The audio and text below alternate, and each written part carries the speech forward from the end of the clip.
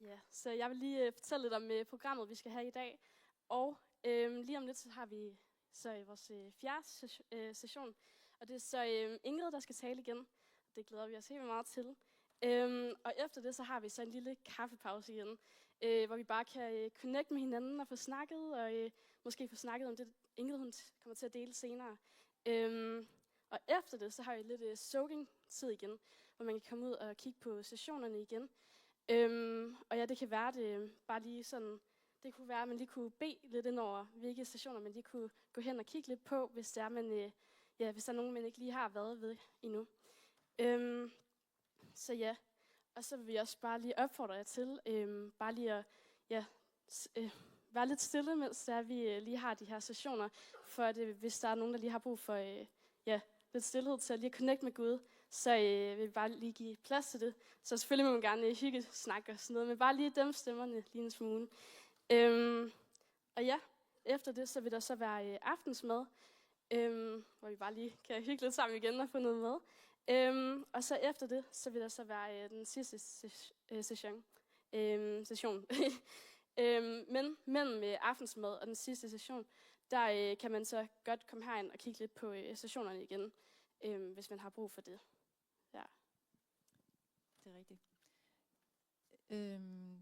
Undervejs er der nogen, der har oplevet noget med Gud, så vi har lige nogle vidnesbyrd her, og som Maja lige vil lede igennem, vi lige kan få frem her. Ja, for det er faktisk en rigtig god idé at sidde og snakke lidt med nogen, man ikke kender. I går, der mødte jeg sådan de her 2 skønne kvinder, og så var jeg lidt nysgerrig på, hvem er I? Og så fik jeg en rigtig god historie, og den har jeg bare lyst til, at I skal høre. Det her, det er Senina og Christina. De er faktisk 2 veninder, der bor her i trekantsområdet, og I blev kristne inden for de sidste 2-3 år, men før den tid har I ikke haft noget med kristendom at gøre. Den ene af jer har i hvert fald været meget i den modsatte lejr, og den anden af jer har været meget søgende. Og jeg synes lige, I skal fortælle om, hvordan I kom til at tro på Jesus, fordi det er rigtig inspirerende. Ja, men vi blev sådan lige fanget her til morgen og blev bedt om at dele det her. Altså det er rigtigt, vi har hver vores vidnesbyrd, og så har vi et fælles vidnesbyrd, og det tager rigtig lang tid, hvis vi skal omkring det hele. Så det er jo bare sådan lige det korte, I får her. Jeg hedder Senina, jeg er 47, og jeg har i rigtig mange år været meget søgende. Jeg har dyrket alt, hvad alternativt man kan dyrke. Krystalhealing, tarotkort, shamanisme, altså alt, hvad der svedhytter har jeg været i. Jeg har hele tiden haft den her fornemmelse af, at der så var noget, der var større, som jeg rigtig gerne ville have hjælp fra. Og det er jo sådan, at når man begynder at søge der, så det er lidt som en afhængighed. Man er nødt til at blive ved med at søge, fordi hullet, det bliver større indeni. Men Christina lærte jeg at kende i en helt anden forbindelse for, hvad er det, 5 år siden cirka. Og vi havde sådan et lidt nystartet venskab, da jeg var til sådan en shamanistisk ceremoni, altså sådan en meget lukket ceremoni, hvor man dyrkede det alternative på en ret vild måde. Og midt under den her ceremoni, så får jeg sådan en tilskyndelse til, at jeg er nødt til at lægge mig ned på gulvet med armene ud til siden. Og mens jeg ligger der, så, og på det tidspunkt, da jeg opsøgte den her ceremoni, der havde jeg det bare ikke ret godt. Jeg var virkelig et svært sted i livet, og jeg var der, hvor jeg tænkte, nu er jeg simpelthen nødt til at vide noget. Så jeg lå dernede med armene ud til siden, og så kigger jeg altså op, og så ser jeg Jesus på korset. Og han siger til mig, se på mig. Og jeg kunne ikke andet. Jeg følte mig virkelig sådan enormt altså al min skam fyldte i mig, og jeg følte mig slet ikke værdig til at kigge ham ind i øjnene. Men han havde sagt til mig, se på mig, så jeg kunne ikke andet. Og jeg så igennem hans øjne og havde et stort syn, og jeg gik hjem og fik trang til at læse i Bibelen og blev bare fuldstændig forandret. Og et stykke tid efter det her, så havde jeg inviteret Christina ud i min kolonihave, hvor og jeg var så fyldt op af den her oplevelse og alt det her, jeg læste i Bibelen, så jeg havde jo bare lyst til at dele det, og jeg fortalte Christina om, at jeg havde set Jesus, og hele den her forandring, jeg stod i, og jeg kunne godt se på hende, og vidste også godt, at det var nok ikke der, jeg skulle forvente lige at det blev taget imod med åbne arme. Ja. Og så tager jeg lige over, fordi at jeg troede ikke på Gud overhovedet. Jeg levede et liv, det var sex, drugs and rock and roll. Jeg ved ikke, kan man kalde mig ateist? Måske. Jeg troede i hvert fald overhovedet ikke på Gud, og jeg var bestemt ikke søgende, og jeg havde det faktisk sådan, da Senina hun fortalte det her, tænkte jeg, at jeg måtte simpelthen få hende indlagt. Altså på en lukket, for jeg var sikker på, at hun var simpelthen ved at tabe sutten. Og det forvandlede egentlig ikke noget i mig, tænker jeg. Så er det jo sådan, at nu står jeg jo her, så noget må der have været sket.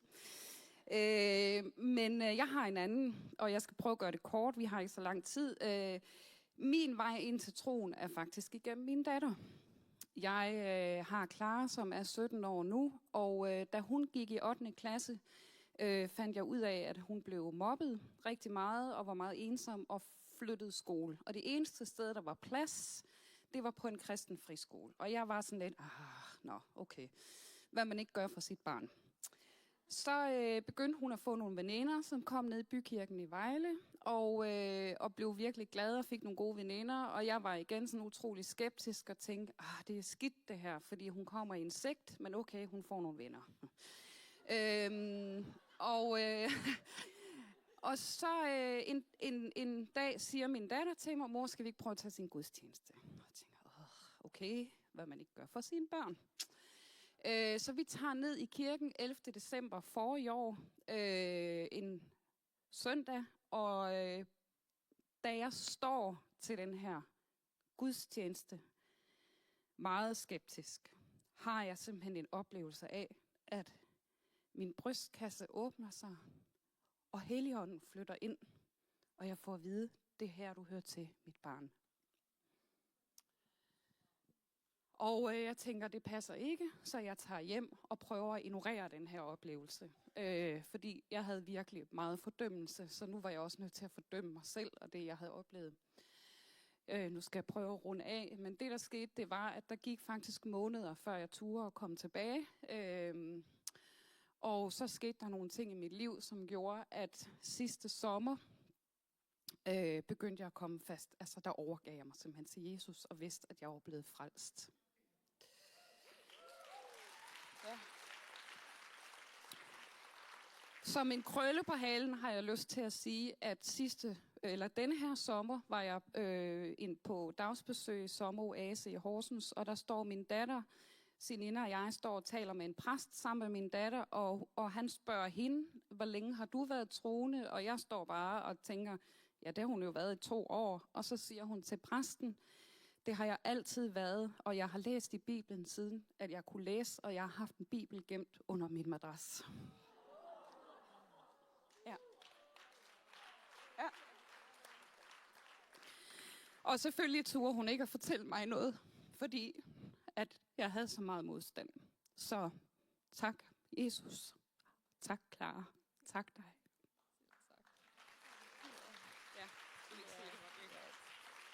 Jeg får bare lyst til lige at runde af med at fortælle, at da jeg, det sidste Jesus han sagde til mig, da jeg ligesom havde set det her syn, inden jeg gik, så siger han til mig, jeg er altid hos dig.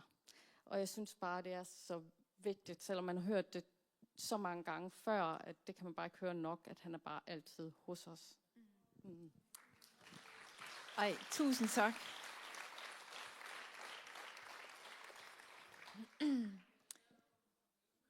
Ja, lige præcis, hvordan jeg lige må komme videre. Tusind tak skal I have.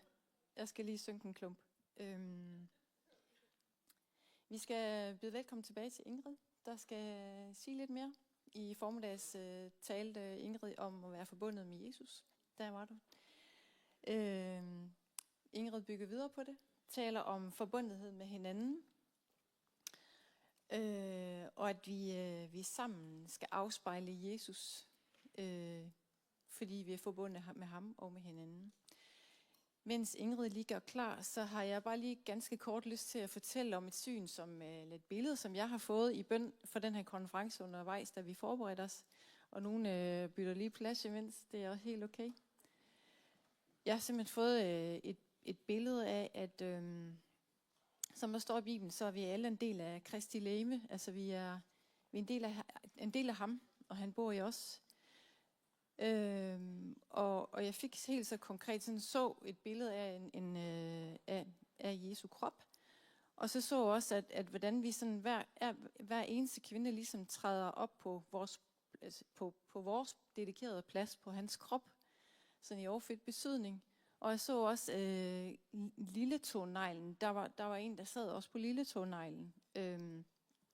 Og det kan lyde sådan lidt underligt, men hvis man tænker, at man ikke har sin lilletånegl, jamen så vil man også måske synes, det var lidt træls. Altså det hele hører til. Vi hører alle sammen til, og vi har alle sammen en funktion og en betydning.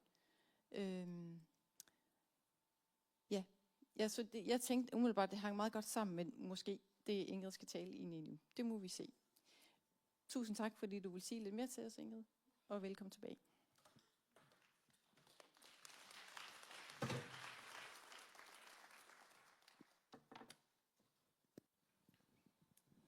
Og jeg ved snart ikke, hvad jeg skal sige. Tak for at dele jeres historie. Og tak, Maiken, hvor sidder du henne? For at synge, og Miriam for at spille, og danserne, jeg ved ikke lige, hvor I blev af. Jeg kan ikke noget som helst af det, I gjorde herom. Jeg kan ikke synge som Maiken, jeg kan ikke spille klaver, jeg kan overhovedet ikke danse. Og jeg har heller ikke haft jeres oplevelse med Jesus. Men det gør mig på en eller anden måde så ufattelig ydmyg over for, hvem han er. Fordi jeg får jo bare lov at være med. Og jeg fandt et lille klistermærke over i klistermærkekassen derovre her i pausen, der står: ingen er som dig, og det er din styrke. Amen. Og det vil jeg gerne tale om. At ingen er som dig eller mig. Og det er faktisk vores styrke. Og jeg har kaldt min tale her for Sammen kan vi. Forbundet til hinanden. Jeg vil gerne prøve, om jeg kan ramme ind i vores forskellighed, men også hvordan vores forskellighed er en styrke, når vi er forbundet. Jeg håber, det giver mening. Og jeg synes bare, tak Maiken for din sang. Det er hele min prædiken. Så du kan bare synge igen måske, og så er vi færdige. Det tror jeg. Tak til Jesus. Fordi jeg ved, Gud må virkelig hygge sig, når han skaber, ikke? Altså sikke en mangfoldighed. Sikke en forskellighed, vi sidder inde med. Altså. Og den forskellighed har vi med et formål, og den skal bruges til noget. Og som jeg sad her og forberedte mig, så ved jeg ikke, om du har tænkt på, men det er som om, at jo mere totalitære stater er, jo mere ens skal vi være. Prøv at tage den næste slide, Bjørn. Det er som om, at hvis nu alle er ens, så er det nemmere for en diktator at håndtere sin befolkning, ikke? Fordi så er der ikke så mange, der stikker ud og gør modstand. Så kan man bare køre alle sammen i samme retning, så går de i den retning. Og hvis du kigger på det her billede, ikke? Altså jeg synes, det er helt komisk. Det er som om, de har samme højde og samme vinkel og samme hat, og det er som om, de prøver at råbe lige højt. Sådan. Altså det er jo et forfrygteligt billede, og samtidig et komisk billede. Da jeg så det, fordi jeg tænker, det er jo sådan en måde, Satan forsøger at designe på. Ved du godt, Satan han har ingen skaberkraft. Han kan ikke skabe noget, han kan imitere. Han kan imitere noget, som Gud har skabt. Som jeg talte med en af jer om, der havde prøvet også at være inde i New Age. Ikke? Det er jo et afskin. Det er sådan en efterligning af noget, Gud i virkeligheden besidder, som Satan han prøver at kopiere.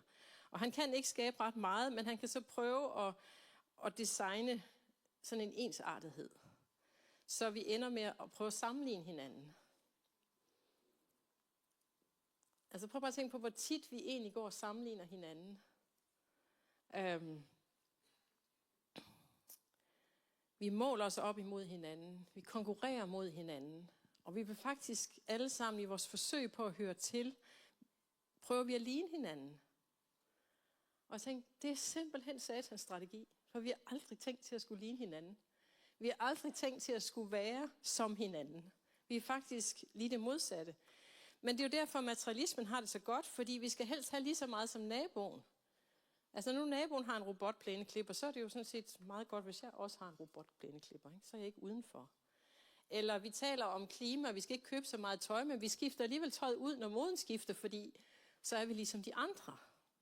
Det er derfor nødt til at have sådan nogle brede bukser. Man kan ikke gå i smalle bukser mere, vel? Fordi så er man sådan lidt kikset. Fordi vi vil så gerne ligne. Det er også derfor, selvmedlidenhed trives så godt. Fordi så er det pludselig synd for mig, for jeg har det ikke lige så godt som de andre. Jeg har jo ikke den der robotplæneklipper, vel? Jeg må selv ud og skubbe den. Det er da også synd for mig, når jeg nu har så travlt. Altså, kan I se det? Den der forsøg på at være lige, forsøg på at, altså ikke ligeværdig, det er noget andet, men det der forsøg på at skulle være som de andre. Sådan, pas ind i rækken. Det er i virkeligheden ikke Guds strategi. Men den ligger så snublende der. Og nu får I sådan et søndagsskolebillede her. Måske I husker historien om Martha og Maria. Det er Jesu gode venner, de er søstre. Og Maria, hun har tilladt sig at sætte sig ned ved Jesu fødder og lytte til hans undervisning, mens Martha er efterladt med middagen. I virkeligheden så er det Martha, der har fået uventede gæster og sagt, kom der indenfor og spis. Det ved ikke, om I har prøvet. Og så tænker I, jeg sætter der lige mad på bordet. Og det kan man jo godt, især hvis der er nogen, der lige hjælper en, ikke? Altså jeg tænker ikke, at Jesus kom ret tit alene. Jeg tror, hvis man inviterede Jesus til middag, så fulgte der sikkert nogen med. Så jeg ved ikke, hvordan du har det, hvis du lige skal lave middag til 10, vel? Mere end du troede. Så er det smart, hvis en søster lige hjælper lidt. Kom nu. Men Maria, hun er ret kontemplativ. Så hun sætter sig ned og lytter til Jesus og glemmer alt om middag. Og så kommer Martha der og siger, Herre, er du ligeglad med, at min søster har overladt alt arbejde til mig? Sig dog til hende, hun skal komme ud og hjælpe mig. Sådan har vi jo aldrig sagt, det ved jeg godt. Men vi har da tænkt det mange gange, ikke? Sådan en selvmedlidenhed. Jeg kan ikke se det, Jesus, det er synd for mig. Jeg står her, og så får hun lov til alt det sjove der. Hvorfor skal jeg bare lave kaffe i kirken, og der er andre, der får lov til alt det sjove? Men måske er det i virkeligheden et udtryk for, altså udover at være overvældet af sit arbejde og bekymret for udfaldet af den her middag, så kunne det jo også godt være det der med, hvorfor skal hun have noget, jeg ikke kan få? Altså den der jalousi, den der målen sig op imod hinanden. Og så lader du bare øjnene hvile, Biver. Sæt en sort slide på, for nu taler jeg. Vi føler os så nemt mindre end nogen andre. Og det kalder vi så jantelov og alt det her. Eller så føler vi os lidt hævet over andre. Det er sådan en ny ting, der er kommet ind i vores samfund. Og det er da godt, jeg ikke er som dem, ikke også? Jeg har heldigvis lidt bedre styr på mit liv. Men kan jeg fortælle jer en hemmelighed i dag? Begge dele er synd, og ingen af delene hører hjemme, når vi er i Kristus. Begge dele er satans måde at manipulere os på. Fordi du er ikke mindre end de andre. Du er ikke mindre end de andre. Mindre værd er en synd, hvis du er i Jesus Kristus. Og det siger jeg ikke for at nu lægge lidt mere skyld og skam på dig. Det gør jeg simpelthen for, at du har mulighed for at omvende dig. Du har ikke brug for, du har ikke engang lov til at tænke, du er mindre værd end andre. Hvorfor? Fordi Jesus, han har købt dig, betalt for dig. Og han taler ikke om dig som værende mindre værdig. Han omtaler dig som sin elskede datter, som han er fuldt ud tilfreds med. Som han er fuldt ud tilfreds med. Der er ikke noget i dig, der gør dig mindre værd. Der er ikke noget i dig, der sådan gør dig lidt mindre elsket af Jesus. Overhovedet. Fordi han ønsker faktisk ikke, du skal være som de andre. Du skal slet ikke være som de andre. Du skal bare være dig. Eller også så står vi i konkurrence med hinanden og tænker, altså det gør vi jo ikke i den her weekend, vel? Den her weekend, det er jo undtagelsen fra det hele. Men altså jeg tror bare nogle gange, grunden til, at vi ikke ser flere kvinder i ledelse, og slet ikke i kirken, det er fordi, vi konkurrerer hinanden ud. Vi kan simpelthen ikke finde ud af at hæppe på hinanden og bakke hinanden op. I stedet for, så går der sådan lidt skolegård i det, så går der sådan noget pigefnider i, så laver vi nogle klikker, og så... Det kan godt være, at vi ikke taler dårligt om, for det må vi jo ikke, vel? Det har vi lært. Men det der med ligefrem sådan at støtte hinanden, og hæppe på hinanden, og bakke hinanden op. Jeg ved ikke. Det kan også være, at jeg er helt forkert på den, jeg bare omgiver mig med de forkerte mennesker, det ved jeg ikke. Min pointe er bare, lige så vel som stolthed og selvhævdelse og egoisme er en synd,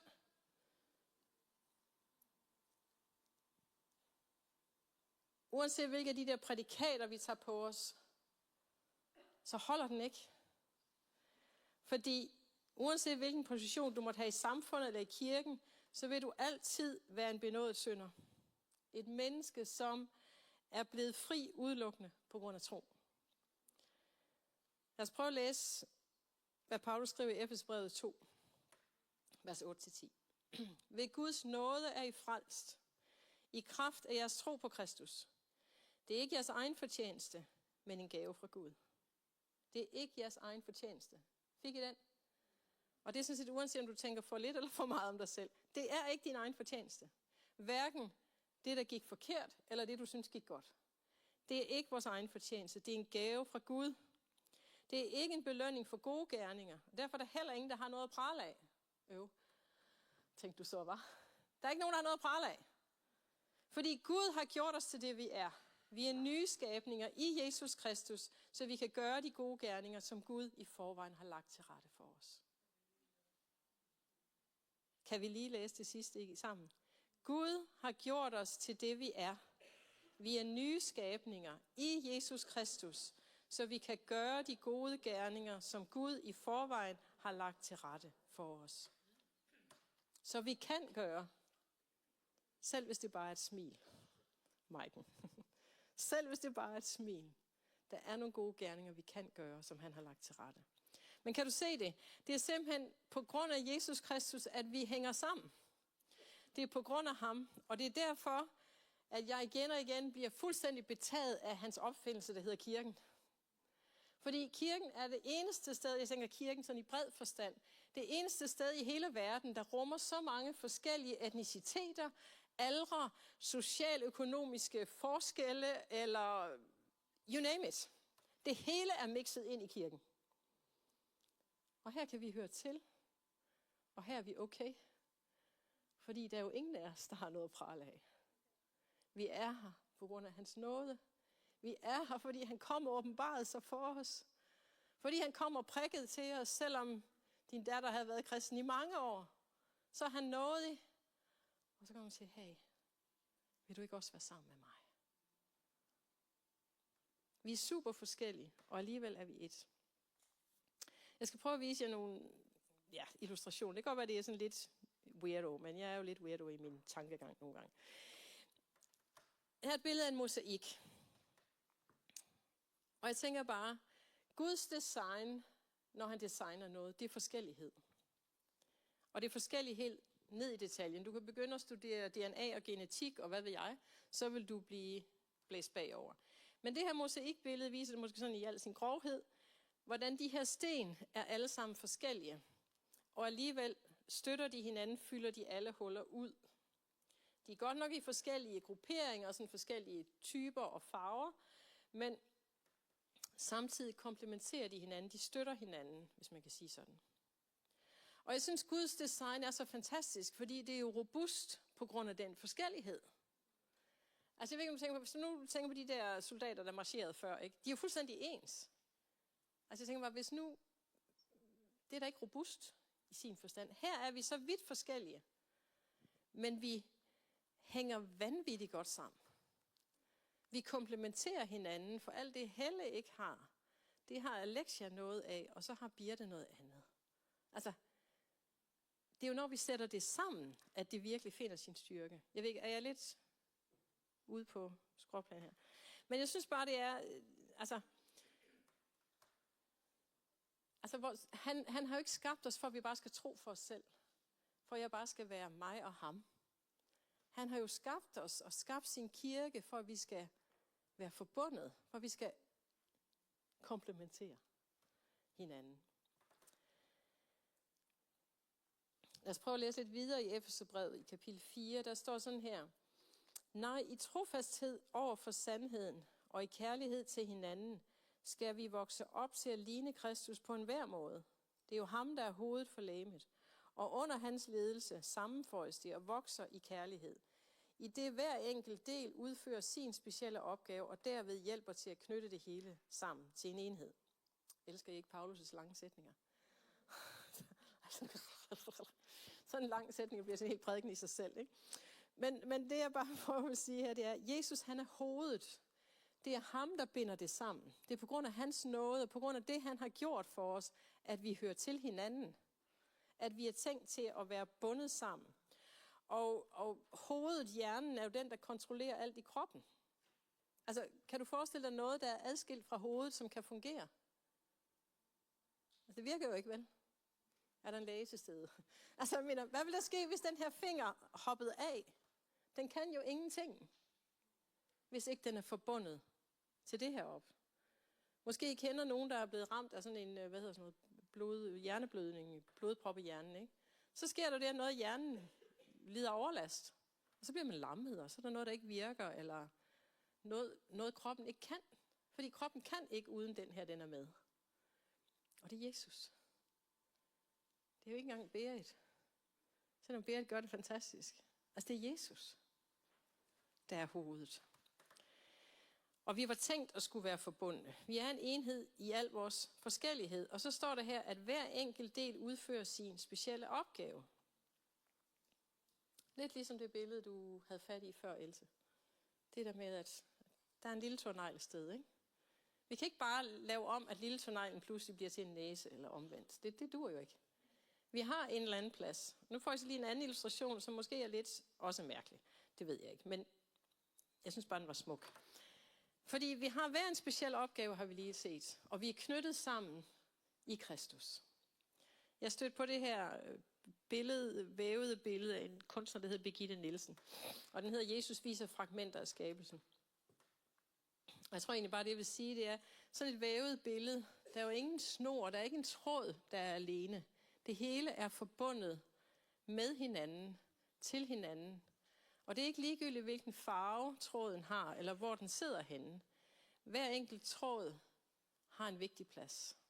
Hver enkelt tråd har en betydning for at kunne skabe det her smukke billede. Er det ikke smukt? Jeg er meget duperet af dem, der kan lave, vævekunst. Men det er jo bare en illustration. Jeg vil gerne prøve at tage en anden, kan vi kalde det illustration, det ved jeg ikke, et andet udtryk fra Bibelen.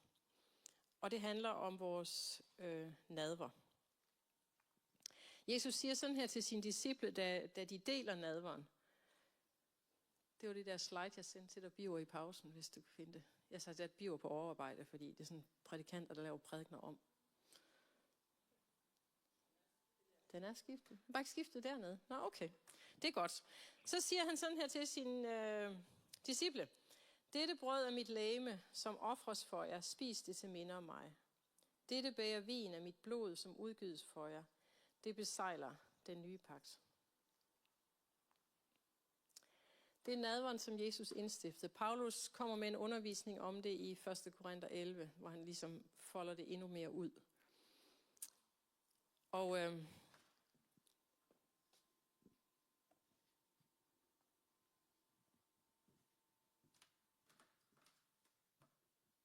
er ikke fordi, vi siger, at dele nadver nu. Der er faktisk nadver herover, man kan tage som en af stationerne. Men jeg synes bare, det jeg gerne vil sige med nadveren, det er, det var Jesus, der brød sig selv. Det var Jesus, der kom og døde på et kors. Det var hans legeme, der blev brudt. Det var en ny pagt, han besejlede, og det kan vi jo så tale om i flere dage, men det skal vi ikke. Det jeg bare synes, der er så stærkt i det, det er, at det er det er en personlig ting mellem mig og Gud. Han døde for mig. Jeg mindes hans død for mig. Jeg mindes og fejrer, hvis man kan sige sådan, hans sejr for mig. Det han har købt til mig igennem min frelse. Det får jeg lov at fejre og mindes i nadveren. Men nadveren er også et brød. Nu kom jeg for sent. Brødet var skåret. men det er et brød. Det er et legeme, som vi hører til, som vi hænger sammen med. Dette er mit legeme, som han brød. Og så bryder vi det i nadveren og brækker det i stykker og får hver vores del. Og Paulus taler om, at vi kan ikke bare tage nadver uden at værdsætte det legeme. Vi kan ikke bare tage nadver og så være ligeglade med alle de andre af vores brødre og søstre. Fordi det er for værdifuldt for ham. Det kan godt være, jeg synes, vi talte om det i formiddags, vores forskelligheder. Nogle gange kan forskelligheden være så store, så vi tænker, det er der for langt ud, ikke? Altså, hvordan kan de være inkluderet? Men det fantastiske er, at de er inkluderet, de andre. Vi er forskellige, men vi hænger sammen i et brød. Vi hænger sammen i ham. Og vi var tænkt at skulle være, han har sagt mærkelige. Vi har tænkt at skulle være forskellige. Giver det mening? Forskellighed er jo ikke nem at absorbere, kan man sige sådan? Fordi det er jo nemmest, hvis folk er ligesom forstår en, og gør ligesom mig, og prioriterer ligesom mig. Ikke? Det er jo nemmest. Men vi må lige lukke op for den her rummelighed. Fordi nadveren forbinder os med Kristus, men den forbinder os lige så meget med hinanden. Og nu ved jeg godt, der er forskellige dogmatikker og teologi omkring nadver. Men for mig er nadveren blevet det sted, hvor jeg proklamerer Jesus sejr på mine vegne. Når jeg mindes, Jesus siger, at vi skal gøre det igen og igen, skal vi ihukomme, vi skal huske på, hvad han har gjort. Så når jeg tager nadver, så er det for at proklamere, bekende Jesus sejr på mine vegne. Så er det, han har gjort for mig på det kors. Jeg proklamerer hans lægedom ind, hvor der er sygdom. Jeg proklamerer hans overflod, hvor der er mangel. Jeg proklamerer hans sundhed, hvor der er mistrivsel, osv. Fordi det er hans værk, som jeg tager til mig. Jeg får lov at få lidt mere af ham, kan man sige det sådan? Jeg spiser og tager lidt mere af ham hver gang. Og samtidig med det, uanset om jeg tager nadveren alene, derhjemme, i kirken, sammen med mange som her, eller der er faktisk nadver i gudstjenesten i morgen, så vi får lov at tage nadver der. Uanset hvordan, så forbinder jeg mig samtidig med jer alle sammen. Alle dem, som han har kaldet til at tilhøre ham. Og vi kan ikke sige, det er det ene og ikke det andet. Det er begge dele, der mødes i nadveren. Og det er ikke sikkert, du har hørt nadveren sådan, men det er blevet der, jeg er kommet til i min vandring med ham. Det er et mødested mellem himlen og hinanden. Det er nadveren. Det er en proklamation af den samhørighed med legemet. Vi er et brød. Og det er en proklamation over for djævlen, at frelsen er fuld og hel og for mig. Amen. Det kan I tage med jer i morgen, når I sidder, når vi har nadver i morgen. Og hvad skal vi så med det her? Vi har talt lidt om, at der var en speciel opgave. Vi skulle finde en plads. Tråden har en farve. Lille tåen hører til. Og hvad skal det til for?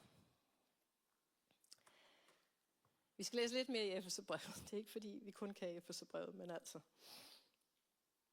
Jeg skal prøve at tage et par vers mere. Der står sådan her: Kristus gav os apostle, profeter, evangelister, hyrder og lærere. Deres opgave er at træne de kristne til at udføre hver deres tjeneste, så Kristi legeme kan styrkes og udvikles, indtil vi alle når frem til enhed i troen på og forståelsen af Guds søn til en sådan grad af åndelig modenhed, at vi fuldt ud kan repræsentere Kristus. Er han ikke herlig, Paulus var? 3 vers, 1 sætning. Det er sådan, nogle gange skal man lige tykke drøve på, hvad han siger. Og det her, det er dyb teologi, og det er der skrevet tykke bøger om, og jeg er selv ved at skrive på noget om det, men det skal ikke undervise i dag om apostle, profeter, evangelister, hyrder og lærere. Men det jeg bare vil sige, det er forskellige tjenester, det er forskellige udtryk, det er forskellige personligheder, som Gud har sat i sin kirke, for at hjælpe os med at finde vores plads. Som tilsammen giver balance, som giver sundhed i kirken. Ikke skævvridning. Hvorfor? Fordi vi hver skal udføre vores tjeneste. Det er ikke for, at vi bare skal kigge på dem og sige, nej, hvor er de gode til at gøre det hele. Nej, det er lige omvendt. De skal hjælpe os med at blive gode til hver vores opgave. Jeg ved ikke, jeg skal ikke begynde at forklare apostel, profeter og alt det her, men måske du har hørt en eller anden profet engang og tænkt, wow, det er godt nok vildt det her, hold da op, hvor kan han profetere, det er lige ned i sokkeholderne, og helt præcis det, jeg har gennemgået eller står midt i. Ikke? Nogle af jer vil have prøvet det, og så tænker wow, det er godt nok stort. Men det er jo ikke meningen, at profeten bare skal stå og være en stjernespiller heroppe og kunne alt det. Han skal hjælpe os alle sammen med at fange Guds stemme og fornemme, hvad han siger til os og til andre. Fordi når vi så bliver trænet af de her tjenester, så er der balance, og så kan vi udføre vores opgave. Og hvad er målet? Det står i slutningen, den her lange sætning. Vi skal dels nå frem til en enhed i troen på. Godt I kom. Enhed i troen på og forståelsen af Guds søn. Og vi skal nå en åndelig modenhed, så vi kan hvad? Fuldt ud repræsentere Kristus. Fuldt ud repræsentere Kristus. Må jeg komme med en opmuntring? Det kan du ikke alene. Og jeg kan heller ikke. Ingen af os kan fuldt ud repræsentere Kristus alene. Men det er det, han har skabt sin kirke for, at vi til sammen repræsenterer Kristus. At vi til sammen skaber den der velduft, som han er. At vi til sammen laver et aftryk på den verden, vi er i, som har et aftryk af ham.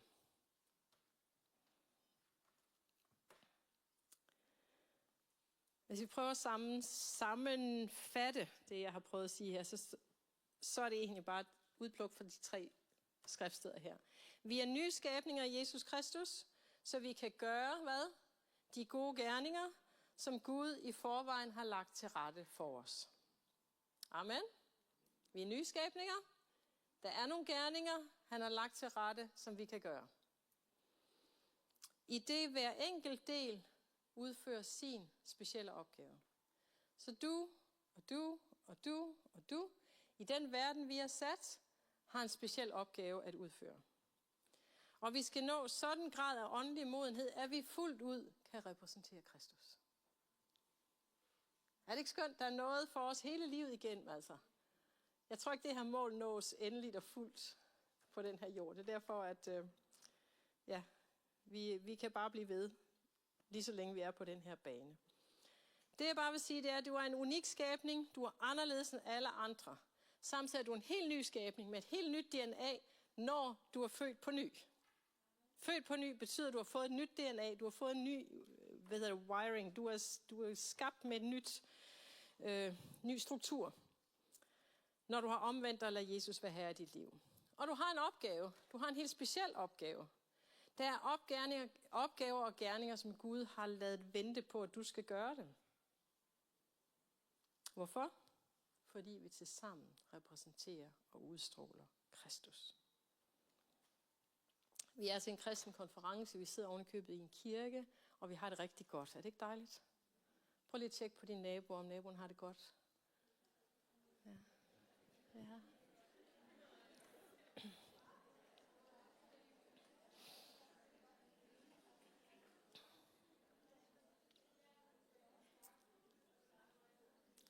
Jeg tror, vi har det godt i dag. Vi har i hvert fald al god grund til at have det godt. Der er meget skøn rummelighed, atmosfære her. Tak for at skabe sådan nogle rammer her.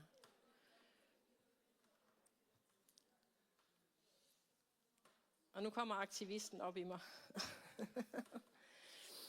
Fordi må jeg godt udfordre jer lidt og foreslå, at Kristus skal repræsenteres alle steder i vores samfund. Alle steder i vores samfund.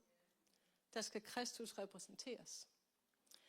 Og nogle gange kan vi undre os over, hvorfor er jeg, hvor jeg er? Hvorfor skal jeg sidde ved siden af skrigende Lili? Var det sådan, hun hed? Hvorfor skal jeg det? Ja, det er måske, fordi Maiken kan bede. Nogle gange er vi et sted, fordi at du er måske den eneste, der kan holde ud at være der. Jeg læste en historie, jeg har ikke selv mødt ham. Det er en historie, jeg har læst, og den er ovenikøbet amerikansk, så I må selvom I vil tro på den eller ej. Men I har godt hørt om skovbrande i USA, ikke? Det er bare sådan noget, der kører på i flere døgn.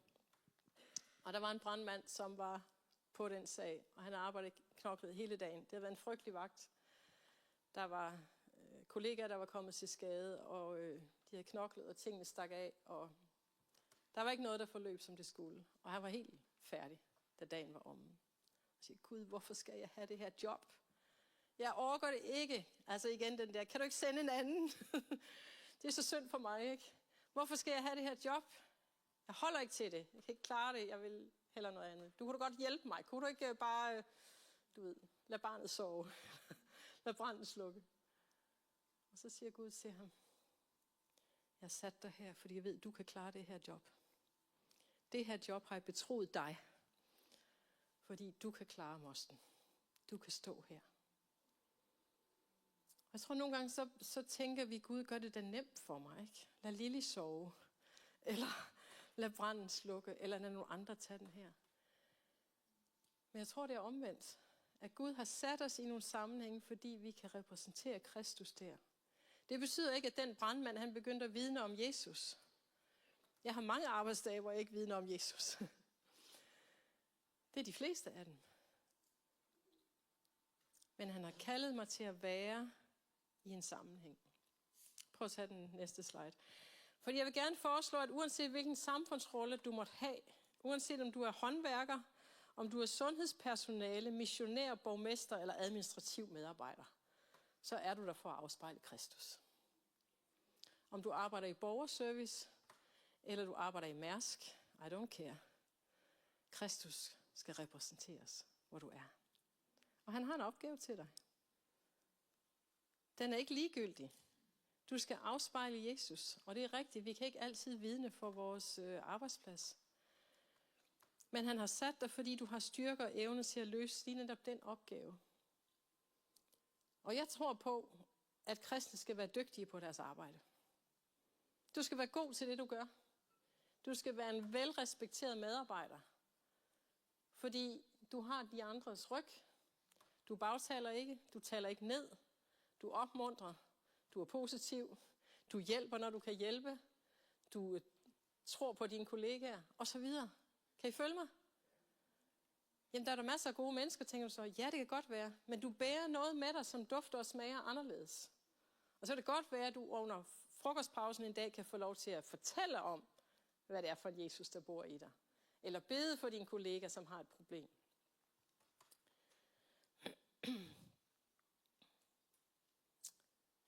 Har du tænkt på, at Jesus han var faktisk håndværker i mange år, inden han gik i offentlig tjeneste? Og jeg vil gerne ære håndværkerne, hvis jeg må sige sådan. Jeg vil gerne ære håndværkerne, fordi tit så kommer vi til at gøre det her med Gud og vores kald og mine tjenester og hvad ved jeg, til noget, der hører til inde i kirken. Og det er ikke, fordi jeg er utilfreds med at få lov til at tale med jer i dag, men jeg vil bare gerne, at I ikke tænker, at det er måden, jeg skal tjene Jesus på. Fordi du skal tjene Jesus der, hvor du er. I din familie, i din opgang, på din arbejdsplads, i din sammenhæng. Og så er det godt være, at man sidder som min søster Ellen her, og knap nok kan flytte på sig selv, eller trække vejret. Who cares? Der er 2 mennesker at gå tur med hver tirsdag. Rundt om blokken og hjem igen. Det er det, de kan. Og der kan man sætte Jesus. Der kan man afspejle og repræsentere Kristus. Fordi vi bærer ham. Og vi skal give ham ære, der hvor vi er. Med det vi er kaldet til. Vi er forbundne med Kristus og med hinanden. Vi skal være forskellige. Og i den forskellighed har vi brug for at hæppe på hinanden. Ligesom jeg talte om i formiddags, der er nogen, der er rigtig gode til at yde omsorg, der hvor livet pludselig er svært. Der hvor nogen kæmper. Andre er gode til at tale om uretfærdigheden imod. Nogle er gode til at bære andre mennesker frem i forbøn. Du kan noget. Du bærer noget i din forskellighed. Og min bøn til os er bare, lad os værdsætte den forskellighed. Det er vores største styrke. Du er ikke en kopi. Du er ikke tænkt til at skulle være som de andre. Du er tænkt til at skulle stikke ud. For han vil noget med dig. Are we together?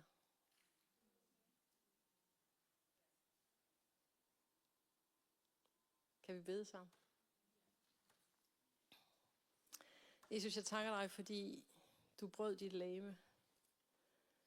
Du udgød dit blod. For hver eneste menneske kunne få lov til at finde dig. Kunne få lov til at forbinde sig med dig.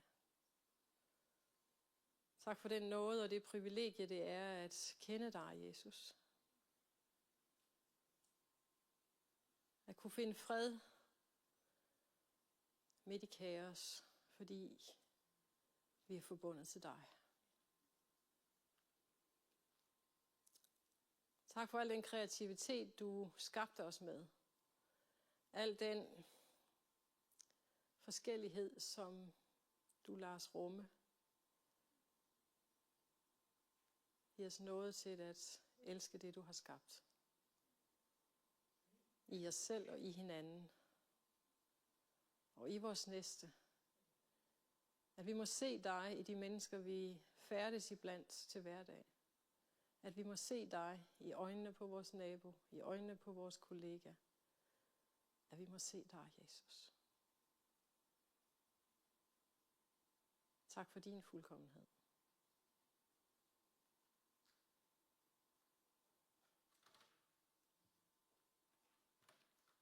Jesus, jeg velsigner de her skønne kvinder, vi står sammen med i dag. Velsigner dem til at være den, du har skabt dem til at være. Hver eneste af os. Ikke for at være som nogen, men for at være som den, du har kaldet os til at være. Lige der, hvor du har sat os. Tak for ny nåde, ny styrke, ny tillid til at være. Til at være. Til at tilhøre dig, repræsentere dig. I Jesu navn. Amen. Det var sådan set, hvad jeg havde til jer i eftermiddag. Det var det.